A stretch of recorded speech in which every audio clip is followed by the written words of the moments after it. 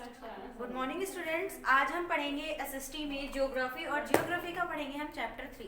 Chapter 3 हमारा क्या है? मिनरल एंड पावर रिसोर्सेज, यानी कि खनिज और ऊर्जा के स्रोत। ऊर्जा के स्रोत यानी ऊर्जा के किस तरीके से हमें मिलती है, इनके बारे में पढ़ेंगे। मिनरल्स, मिनरल्स क्या होते हैं? खनिज।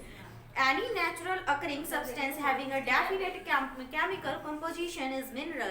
जो कोई भी प्राकृतिक चीज जो हमें मिलती है जिसकी एक डेफिनेट केमिकल कंपोजिशन होता है, मतलब उसका एक मिश्रण होता है, मिला जुला, उसे क्या कहते हैं? यौगिक होता है, उसे कहते हैं मिनरल, खनिज। This distribution is highly uneven on the earth surface. धरती की सतह पर जो इनका वितरण है बहुत ज्यादा अलग है, कहीं बहुत ज्यादा है, कहीं पर बहुत कम है, यहाँ पर नील ही है।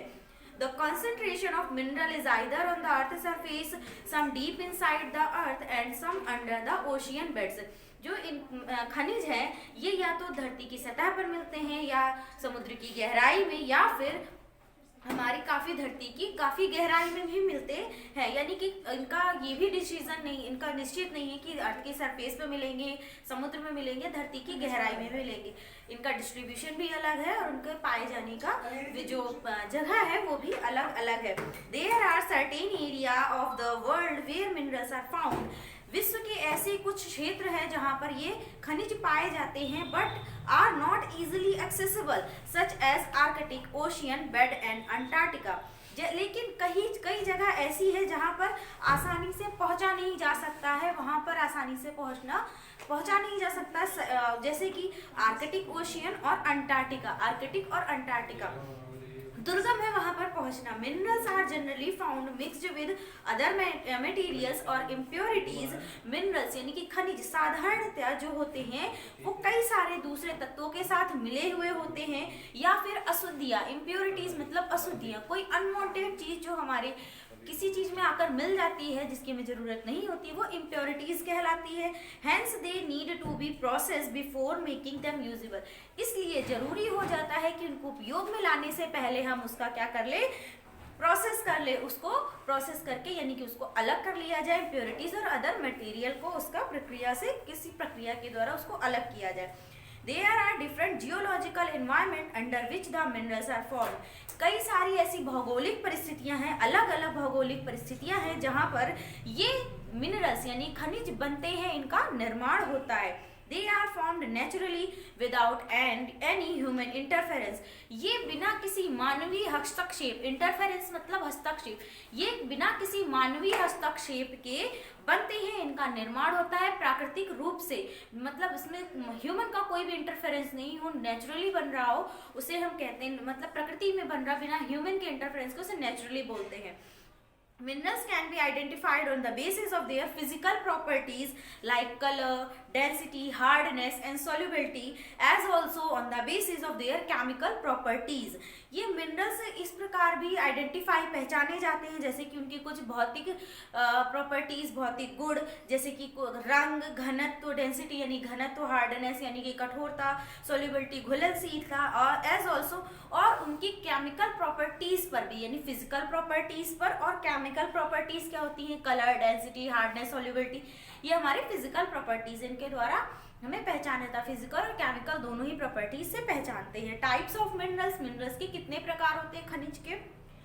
There are more than 3000 mineral found on the earth surface। धरती की सतह पर 3000 से भी ज्यादा प्रकार के खनिज पाए जाते हैं। Depending on the composition, minerals can be classified into mainly two types। अगर हम उनकी composition देखें यानी कि संगठन देखें, किस प्रकार से वो बने हैं, तो ये जो खनिज है इनको दो भागों में विभाजित किया जा सकता है, दो प्रकार से विभाजित किया जा सकता है। मिनरल्स देखिए किस तरीके से हम इनको करेंगे। पहले तो हम देखेंगे मिनरल्स, ठीक है। तो मिनरल्स कितने टाइप्स के होते हैं? हमने देखा कि पढ़ा, दो टाइप्स के होते हैं। अभी इन्होंने बताया कि दो टाइप्स के होते हैं, यानी कि मेटेलिक और नॉन मेटेलिक। मेटेलिक और नॉन मेटेलिक। मेटेलिक मतलब धात्विक और नॉन मेटेलिक मतलब अधात्विक। अब ये नए वर्ड आ गए, इनके बारे में भी हमें समझना होगा। अब देखिए मेटेलिक भी दो टाइप के होते हैं। पहले तो मिनरल्स टू टाइप्स के हो गए, मेटेलिक, नॉन मेटेलिक, और मेटेलिक भी टू टाइप्स के हो गए, फेरस और नॉन फेरस, लौह तत्व, अलोह तत्व, ठीक है।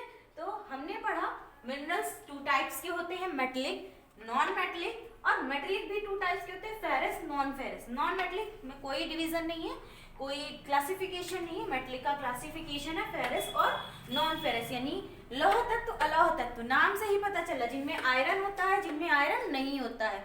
मेटेलिक 2 वर्ग में डिवाइडेड है, 2 ग्रुप्स में। टाइप्स ऑफ मिनरल्स, मिनरल्स के कितने प्रकार होते हैं? Types of mineral, metallic minerals यानी धात्विक खनिज। The minerals that contain minerals in raw form are called metallic minerals. वे खनिज जिनमें की कच्चे रूप में धात्विक चीजें मिली होती है, खनिज होते हैं, धात्विक खनिज होते हैं, उन्हें हम क्या कहते हैं?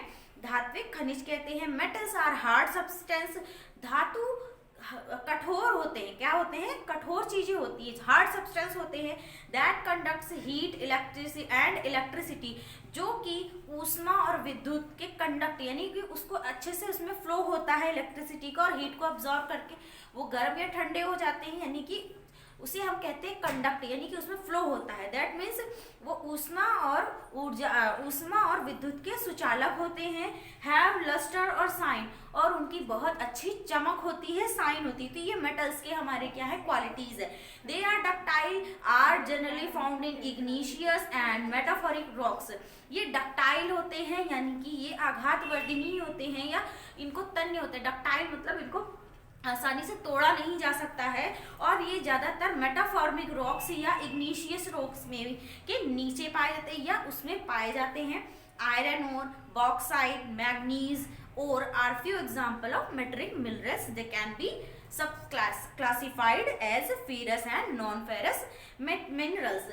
आयरन ओर यानी लोहे का अयस्क, बॉक्साइड यानी कि एल्यूमिनियम का अयस्क, मैग्नीज का अयस्क, उस और को हम बोलते हैं हिंदी में अयस्क। आर फ्यू एग्जांपल, ये कुछ उदाहरण हैं मेटेलिक मिनरल के, यानी कि अगर हम इनको प्यूरिफाई करेंगे तो आयरन ओर से, आयरन बॉक्साइड से, एल्यूमिनियम मैग्नीज ओर से मैग्नीज मिल जाता है। कैन फर्दर भी सब क्लासिफाइड, फिर इनको आगे भी सब क्लासिफाइड किया जाता है। फेरस और नॉन फेरस में हमने देखा ना, मेटेलिक को फेरस और नॉन फेरस में क्लासिफाइड किया जाता है। Ferrous minerals, the mineral having iron content in them are ferrous minerals. वो खनिज जिनमें की आयरन यानी लोहा किसी न किसी रूप में मिला होता है, वो क्या कहलाते हैं? फेरस मिनरल्स, यानी कि लोह तत्व तो कहलाते हैं, फेरस मिनरल कहलाते हैं। जैसे कि इसका एग्जांपल हो गया आयरन और मैग्नीज, क्रोमाइट। तो इनमें क्या आयरन हमें मिला हुआ होता है, मिनरल्स है ये, अभी मेटल नहीं है, ये मिनरल्स है। तो ये हमारे इसमें आयरन पहले से ही कुछ मात्रा में मिला हुआ होता है। तो ये हमारे फेरस मिनरल्स हो गए, यानी लोह खनिज। ठीक है। नॉन फेरस मिनरल्स यानी कि अलौह खनिज, non ferrous minerals. These minerals do not have iron content but they have other metals. इनमें आयरन तो नहीं होता है, लेकिन दूसरे और तत्व होते हैं इनमें। जैसे कि एग्जाम्पल हो गया आपका गोल्ड यानी सोना, सिल्वर, चांदी, कॉपर, तांबा, लेड, सीसा, और बहुत सारे एग्जाम्पल्स हैं। ठीक है। जैसे कि पारा हो गया, मरकरी। नॉन मेटेलिक मिनरल्स अब हम पढ़ेंगे। अभी हमने पढ़ा मेटेलिक मिनरल्स के बारे में और उसका क्लासिफिकेशन, फेरस और नॉन फेरस पढ़ा। अब हम नॉन मेटेलिक के बारे में पढ़ेंगे। The minerals which do not have metals are non metallic minerals. वो खनिज जिनमें की कोई धातु नहीं होती है, मतलब बिना धातु के खनिज जिनमें धातु का गुण नहीं होता या धातु ही नहीं होती है, वो नॉन मेटेलिक मिनरल्स कहलाते हैं। The non metallic minerals are generally found in sedimentary rocks. अब हमें ऊपर हमने पढ़ा कि जो मेटेलिक मिनरल्स थे वो ग्नीशियस या मेटाफॉर्मिक में मिले थे, लेकिन सेडिमेंट्री रॉक्स में मेनली नॉन मेटेलिक मिनरल्स मिलते हैं। They are non malleable, non ductile, do not have lustre. उन्हें हम चादर के रूप में फैला नहीं सकते, तार के रूप में नहीं बना सकते, वो हार्ड नहीं होते हैं और उनमें कोई चमक नहीं होती, यानी कि नॉन मेटल जो होते हैं इनमें चमक नहीं होती है। ये हीट और इलेक्ट्रिसिटी को इजीली कंडक्ट नहीं करते, ना के बराबर कंडक्ट करते हैं, और ये नॉन डक्टाइल होते हैं। जैसे कि एग्जांपल हो गया लाइम स्टोन, मीका, अभ्रक, जिप्सम एंड मिनरल्स, फ्यूल्स। और कुछ खनिज, कौन से खनिज? फ्यूल यानी कि फ्यूल के यानी कि द्रव खनिज हो गए, ईंधन खनिज हो गए। और जैसे कि कोल, सच एस कोल, जैसे ईंधन खनिज में हो गया कोल यानी कोयला, पेट्रोलियम से जो हमें पेट्रोल मिलता है, डीजल मिलता है और भी प्रोडक्ट्स मिलते हैं, वो हो गया पेट्रोलियम। ये क्या है, नॉन मेटेलिक मिनरल में आते हैं, ये हमें सेडिमेंट्री रॉक्स में मिलते हैं। क्वेश्चन पूछा जा सकता है कि सेडिमेंट्री रॉक्स में कौन से मिनरल मिलते हैं, इग्नीशियस में, और मेटाफोरिक में कौन से मिलते हैं, तो उसमें तो हमें मेटेलिक मिलते हैं, सेडिमेंट्री में नॉन मेटेलिक मिलते हैं। चलिए ठीक है, देखते हैं आगे है methods of using for extraction of minerals, यानी कि खनिजों को एक्सट्रैक्ट कैसे किया जाता है, किस प्रकार की विधियां उपयोग में लाई जाती हैं खोद कर निकालने के लिए, उनका प्राप्त करने के लिए। Most minerals are found in different parts of the world inside the earth's surface, and the process of taking out of minerals from rocks buried inside the earth surface is called mining। बहुत सारे minerals जो होते हैं अलग अलग विश्व के हिस्सों में पाए जाते हैं, धरती की सतह पर पाए जाते हैं, और वो प्रोसेस, इसमें कोई प्रोसेस लिया जाता है मिनरल्स को रॉक्स के, दबी हुई रॉक्स से निकालने का, अर्थ सरफेस से निकालने का, ये कहलाता है माइनिंग। यानी कि उसको जहाँ से भी हम निकालते हैं, चाहे समुद्र में हो गया, रॉक में हो गया, अर्थ की सरफेस, जहाँ से भी हम उसको फाउंड करते हैं, वो प्रोसेस क्या कहलाता है, माइनिंग कहलाता है।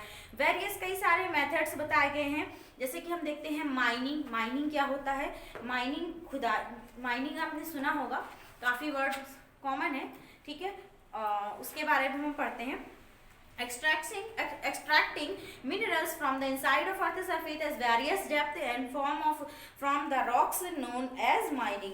मिनरल्स को धरती के अंदर काफी गहराई से निकालना या चट्टानों से प्राप्त करना क्या कहलाता है, माइनिंग। जैसे कोल माइनिंग काफी सुनी होगी आपने, कोयला की खदानें।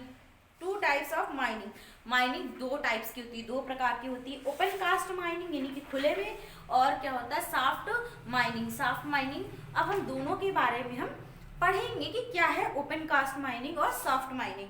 Minerals which are extracted by removing the top layer of the earth, वो प्रक्रिया जिसमें कि खनिज को धरती की ऊपरी सतह को हटा दिया जाता है और फिर उसमें से मिनरल्स को निकाला जाता है, वो ओपन कास्ट माइनिंग कहलाती है। It is effective in area where minerals are found not very deep down the earth surface. ये प्रक्रिया वहां पर उपयोग में होती है, लाभदायक होती है, जहां पर वो धरती के काफी नीचे नहीं होते, ऊपरी सतह पर मिलते हैं, वहां पर हम ये प्रक्रिया कर सकते हैं, ठीक है। तो अब नेक्स्ट ये हमारी होगी ओपन कास्ट माइनिंग। अब इसी का हम माइनिंग का सेकंड पार्ट पढ़ेंगे, सॉफ्ट माइनिंग।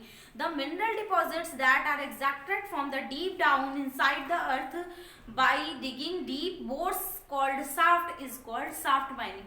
अब शाफ्ट क्या होता है, एक बड़ी सी बोर होती है, इसको मूव करते हुए अंदर होल किया जाता है, इसलिए इसका नाम पड़ गया शाफ्ट माइनिंग। जो मिनरल, जब मिनरल डिपॉजिट्स धरती के अंदर बहुत गहराई से निकाले जाते हैं, अर्थ में एक बहुत बड़ा गड्ढा बोर करके किसके द्वारा, शाफ्ट के द्वारा, वो कहलाता है शाफ्ट माइनिंग।